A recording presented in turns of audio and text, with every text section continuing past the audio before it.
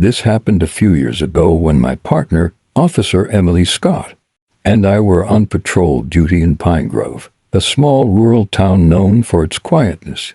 We received a call on our radio about lights in the sky near the old farmhouse on the edge of town. We thought it was maybe just kids playing tricks or some mistake, but we decided to go see what's going on, just in case. We got to the farmhouse and saw strange lights in the sky. They were moving weird, not like regular planes or anything. Officer Emily wanted to check it out, said she's heard about weird stuff happening around here. I wasn't so sure, but I went along. We went inside the farmhouse, and it was dark and quiet. Too quiet, like something was off. There were strange symbols on the walls, like resembling some weird kind of hieroglyphics. I didn't like it, but Emily said we should keep going. We went deeper into the farmhouse, and that's when things got really weird. There was this bright light coming from a room ahead, and we heard strange noises, like whispers in the wind. Emily wanted to go see what it was, but I had a bad feeling.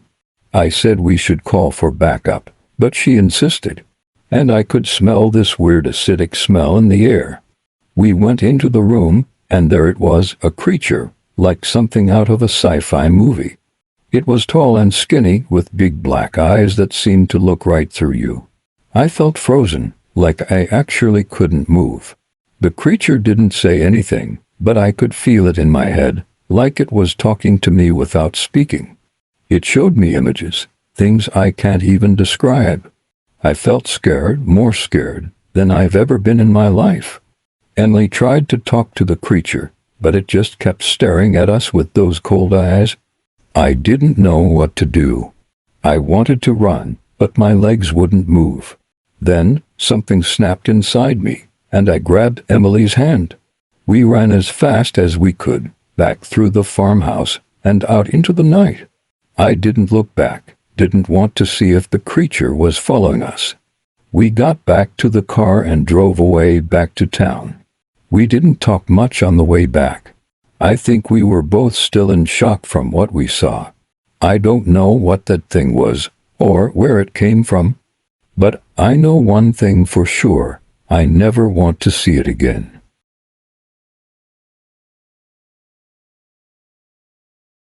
Me and my partner, Detective Johnson, were on patrol that night, just like any other night. We were keeping an eye on things around the shopping mall when we got a call about strange noises coming from the basement. At first, we thought it was maybe just some kids playing a prank or trying to break in.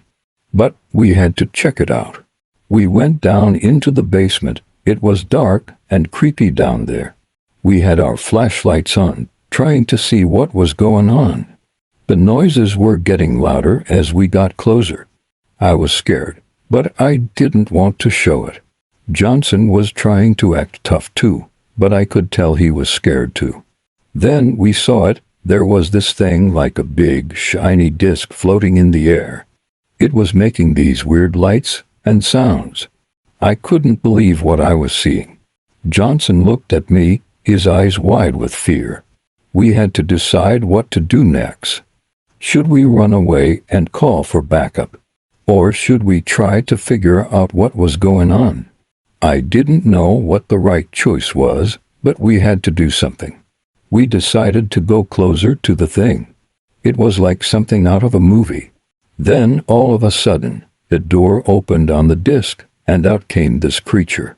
It was like nothing I had ever seen before. It had big, black, elongated eyes and long, skinny arms. It looked right at us, and I felt a chill go down my spine. There was also a rancid smell. We knew we had to fight it. We pulled out our guns and started shooting. But the creature was strong even though it took a direct hit.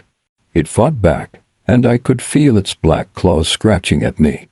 I thought we were done for. But then, we heard voices. Backup had arrived. They shone their lights into the room, and the creature didn't like it. It went back into the disc and disappeared. Like it literally vanished in thin air. Like it went into another dimension or something. Johnson and I were shaken up, but we were alive. We had to tell our superiors what happened, but we knew they wouldn't believe us. They said it was a gas leak or something like that.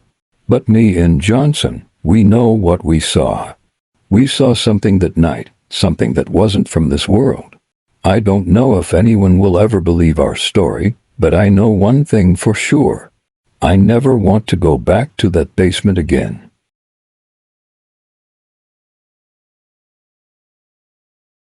This happened to me in my first year as a police detective.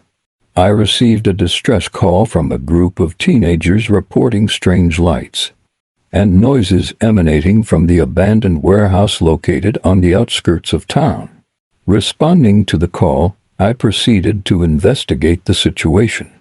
Upon arrival at the warehouse, I observed the exterior to be dilapidated and covered in graffiti. The area was shrouded in darkness, with no signs of activity nearby. Despite feeling apprehensive, I proceeded to enter the warehouse alone, as backup was not immediately available. Inside the warehouse, I encountered a series of dimly lit corridors filled with debris and discarded equipment and tools. It must have once also been some kind of a workshop. As I navigated through the maze-like structure, I experienced a growing unease, and I felt the hair go up on the back of my neck. The air felt heavy, and strange sounds echoed throughout the empty halls. Suddenly, I stumbled upon a startling sight, a spherical spacecraft of unknown origin. Suspended in the center of the warehouse, illuminated by an eerie green glow. It was like it defied gravity or something. My heart raced as I cautiously approached the spacecraft, unsure of what to expect. As I drew closer, a slit on the spacecraft opened, revealing a bizarre, otherworldly creature standing before me. Its appearance was unlike anything I had ever seen, with large, almond-shaped eyes and elongated limbs. Fear gripped me as I realized I was face to face with an extraterrestrial being. Despite my fear, I knew it was my duty to assess the situation and ensure the safety of the public. I drew my service weapon and aimed it at the creature, demanding it to identify itself and its intentions. To my surprise, the creature made no hostile movements. Instead, it emitted a series of strange clicking noises and gestures, indicating a desire to communicate. Though I struggled to understand its language, I sensed a strange connection forming between us. Through a series of telepathic flashes, I learned that the creature was a lost traveler from another world, stranded on Earth due to a malfunction in its spacecraft. Overwhelmed by compassion, I holstered my weapon and offered to assist the creature in repairing its ship. Working together, we managed to repair the damaged spacecraft using tools salvaged from the warehouse. That's probably why it chose the warehouse, because it knew the necessary tools were here. As the repairs were completed, the creature expressed its gratitude through more telepathic communication, assuring me that it meant no harm to me. Then, with relief, I watched as the spacecraft ascended into the night sky, disappearing into the stars. Though shaken by the encounter, I am grateful for the opportunity to have bridged the gap between our worlds and gained a newfound understanding of the mysteries that lie beyond our own.